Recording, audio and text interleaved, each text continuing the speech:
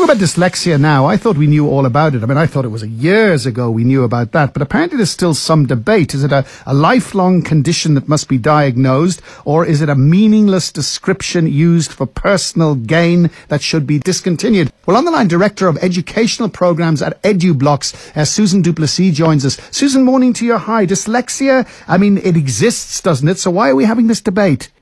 Well, we need to understand, first of all, the traditional view of dyslexia is that it's a severe reading problem, and there are always symptoms like reversals of B's and D's, but that there's also a discrepancy in terms of your reading ability and your IQ.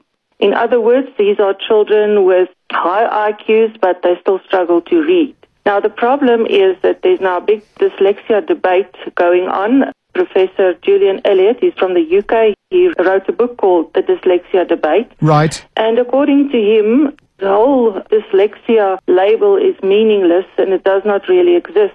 And there's no difference between children with high IQs who cannot read and children with low IQs who cannot read. And that people are basically just misusing and mistreating the whole system, getting extra time when actually they shouldn't. I see. Well, I mean, can dyslexia be treated? Whatever we understand dyslexia as a difficulty with reading, can it be treated? Can the situation be improved?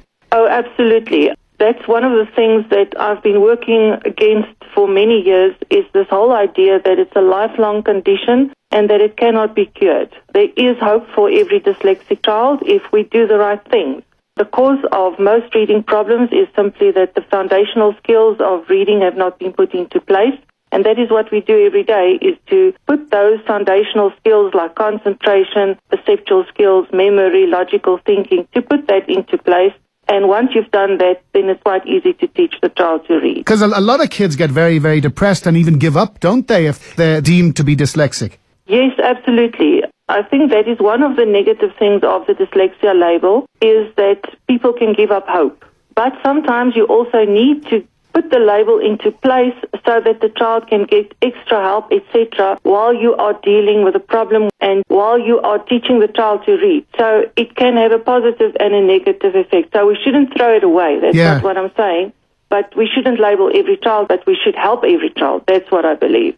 All right, Susan, thank you very much. And that's Susan Duplessis, and she's the Director of Educational Programs at Edublox, and she's worked with dyslexia, this issue of dyslexia, for a long time.